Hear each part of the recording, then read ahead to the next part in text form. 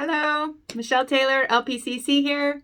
I've got my Wonder Woman mug, and I wanted to go over another video for my bean jars because I realized that the first video I ever did was bean jars, and it is so old and antiquated. My hair was really short back then, so you can check it out on my YouTube video, on my YouTube channel, on Michelle Taylor LPCC.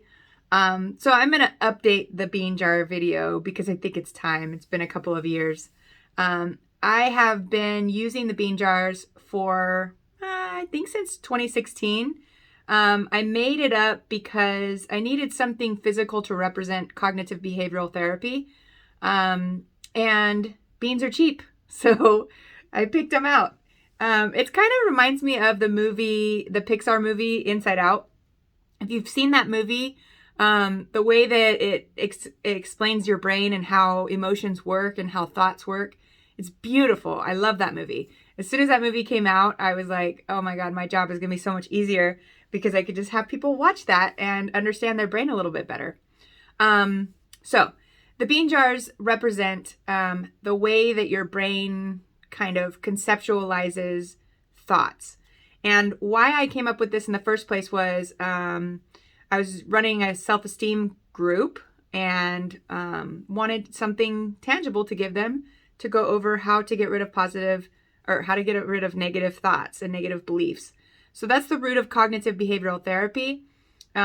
Basically, when you see a CBT, that's what it is called. When you see a CBT therapist, what they're doing is they're looking at the cognitive triangle, which basically represents thoughts, feelings, and behaviors. So what that means, and I'll try to make it super 101, is your thoughts influence your emotions influence your behaviors influence your thoughts. And it just goes round and round and round. So a behavioralist would start with the behavior and change the behavior so that you would change your thoughts and your emotions. A cognitive behavioral therapist will do the full triangle, but mostly look at the thoughts that you're telling yourself or the thoughts that you're grabbing onto and hanging onto, because the thoughts that you focus on are the feelings you're going to have. The feelings you're going to have are going to make you behave a certain way. So, for example, let's say you tell yourself, or you grab onto that thought of, I'm lonely, nobody likes me. You're going to have a feeling of sadness, and you're going to probably behave with isolation, which then will make you more lonely, and you're going to have those same thoughts over and over and over again. So we can either switch your thoughts. So maybe give a more rational thought to, I'm so lonely, I'm not able to have friends or whatever. Maybe say, I do have friends, I just need to make more effort. Or it's okay to be lonely sometimes.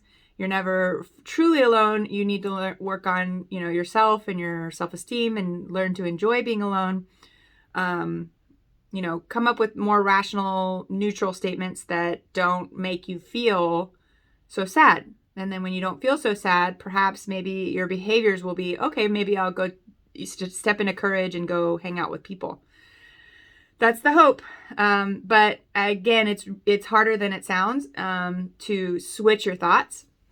So what I did in my self-esteem group is I first wanted to understand how many thoughts we go through in a minute. I don't know. I just wanted to Google that just to see. And what popped up was between 60 to 80 thoughts a minute.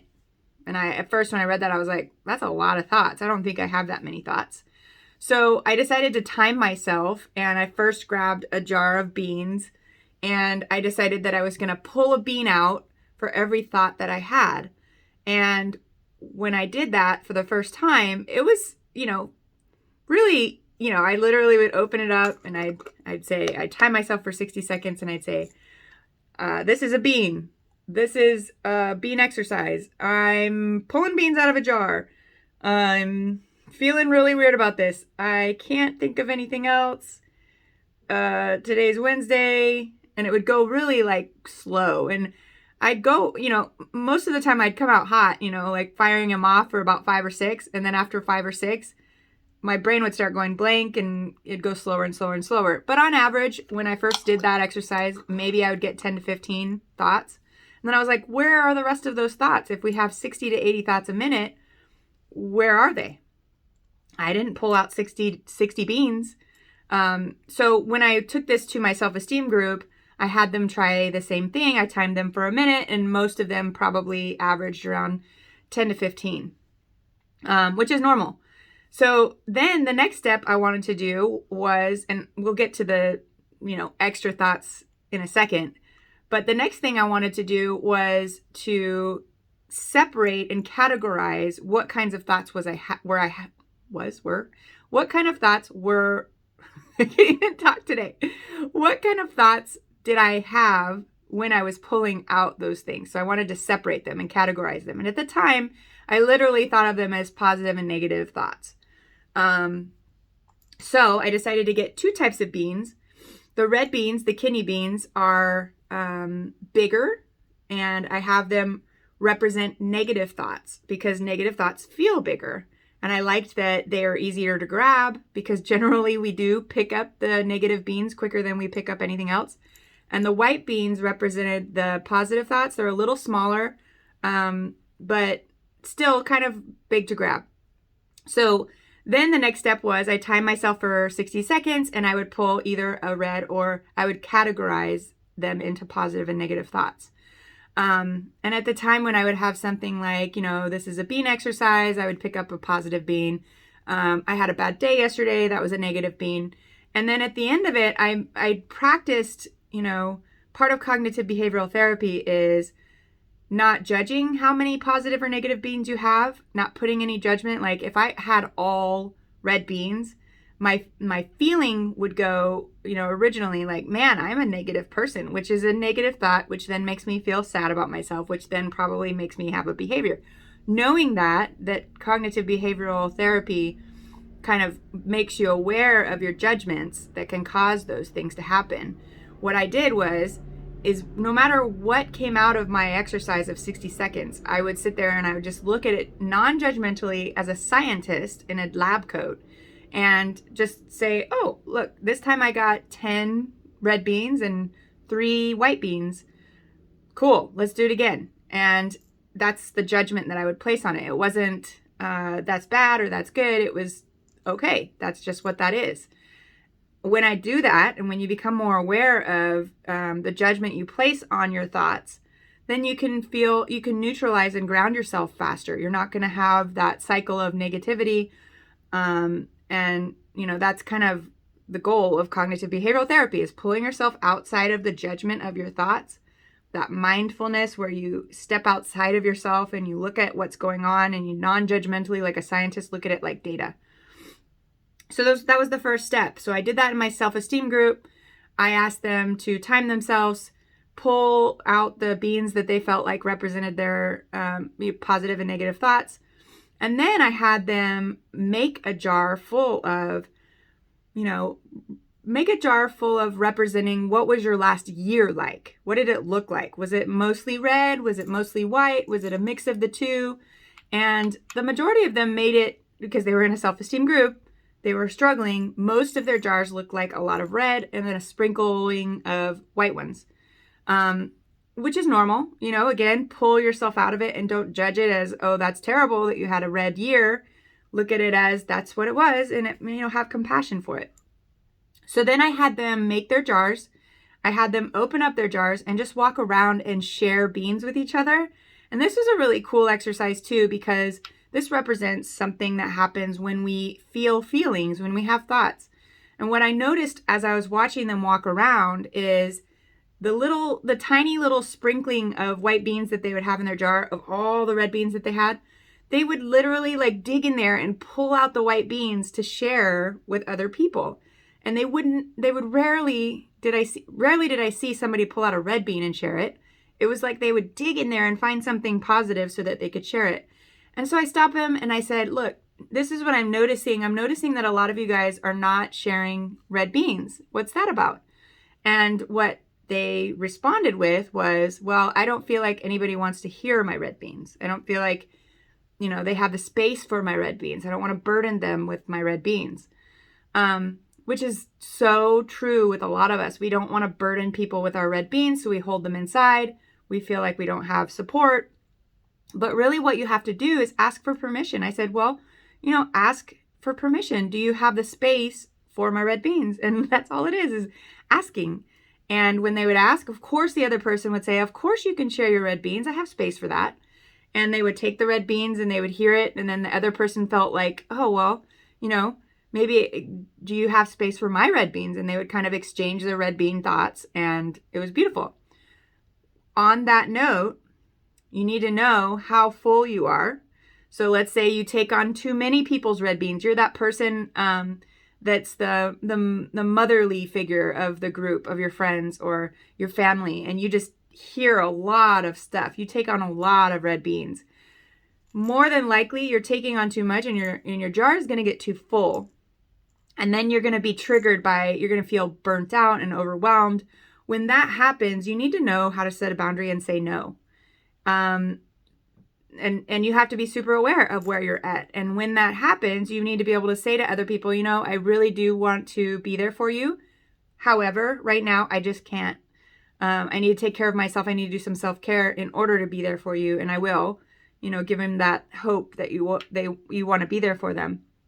But know what your limits are and know what your boundaries are.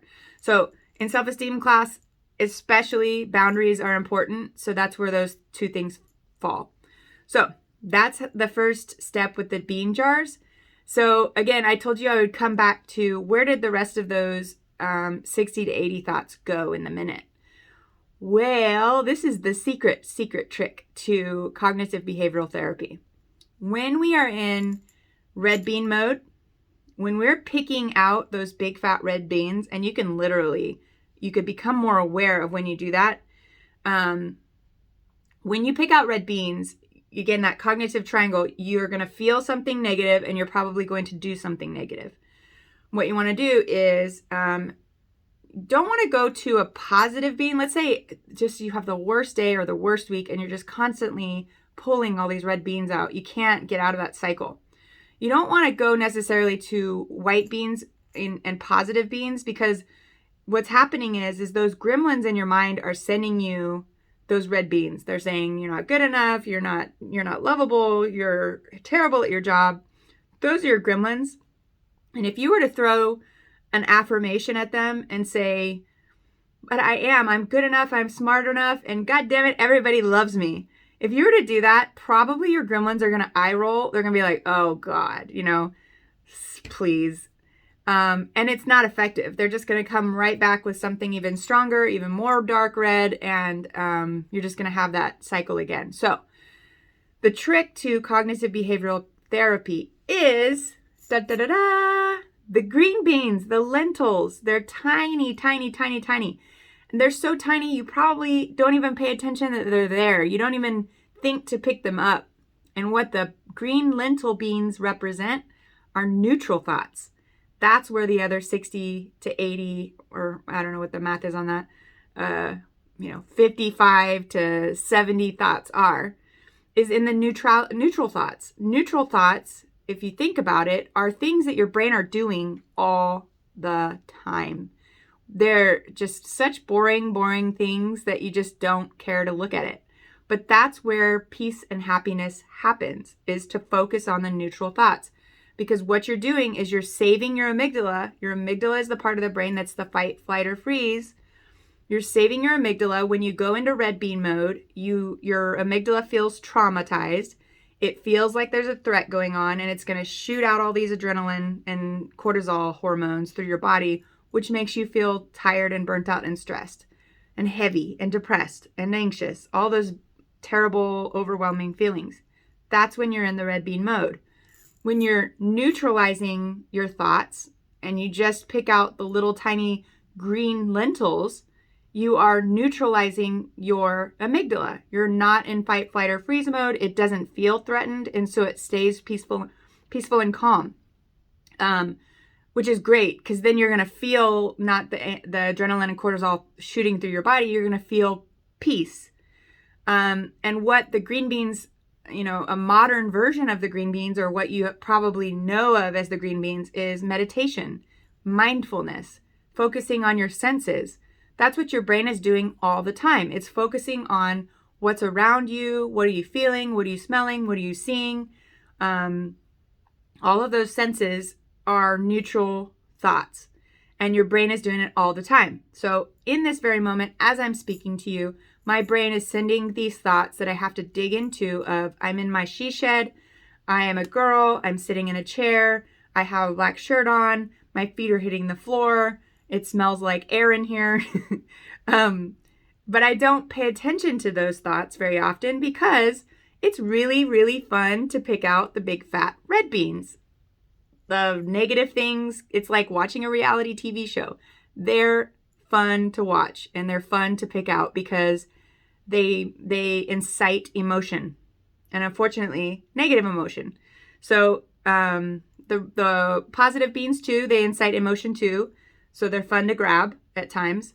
But where you're going to find the most peace is if you really do hone in on these neutral beans and you practice that. So then the third exercise that I had, or that I have my clients do with the bean jars, is I have them practice daily pulling out lentils for 60 seconds. So practicing creating neutral thoughts, practicing finding them in your brain and pulling them out.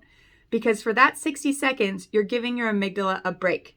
You're not putting it on guard. It's not on edge. It's not saying, oh, am I threatened? Because you are giving it a break with some neutrality.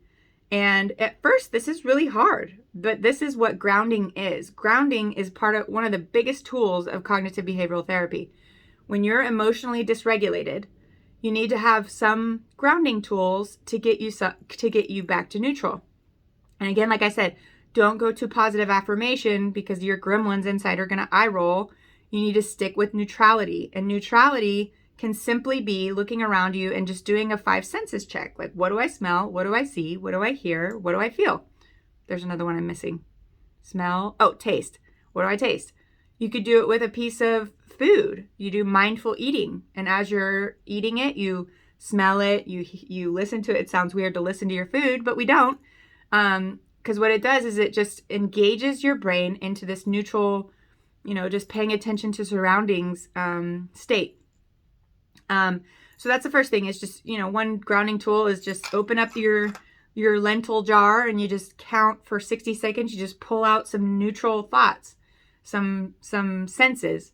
The other thing that I like to do is look around the room and name colors and what they are. So like I would pull out a bean and I'd say, silver computer, gray ceiling, blue curtain, black phone, black TV. And I would do that for 60 seconds. And you notice that it's hard to put a word to what you're seeing. And the cool thing about that is because your brain is working so hard to put a word to what you're seeing, it can't feel negative emotion. It can't go there. It doesn't pick up those big fat red beans.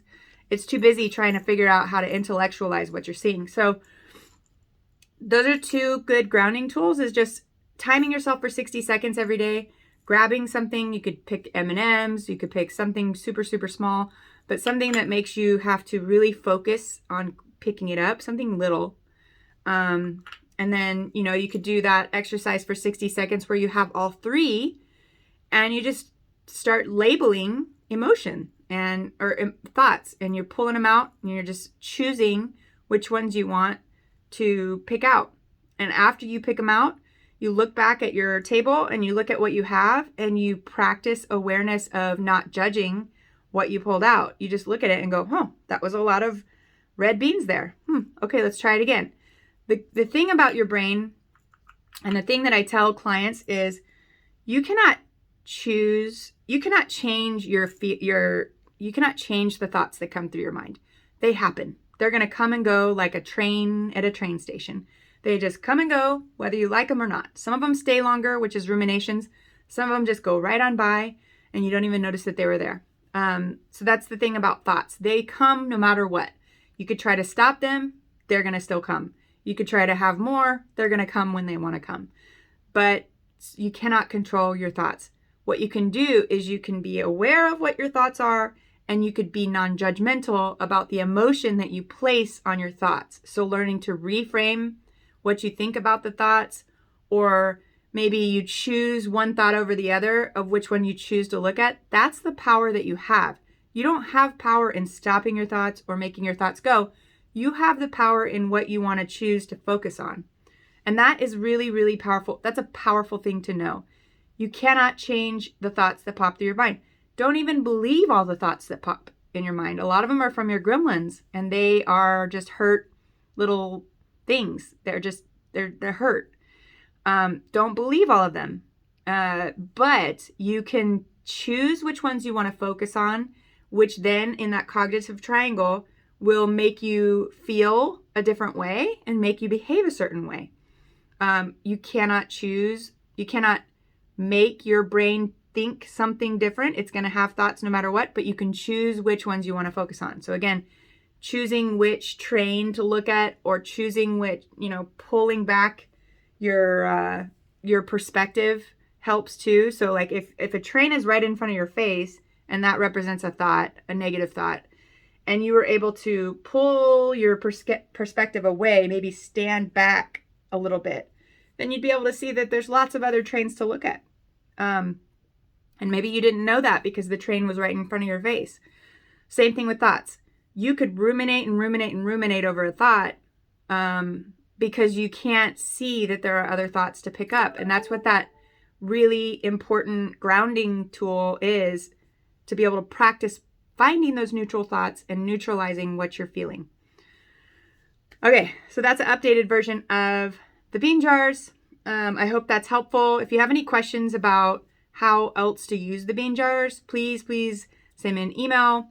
Don't forget to subscribe to my YouTube channel, Michelle Taylor LPCC.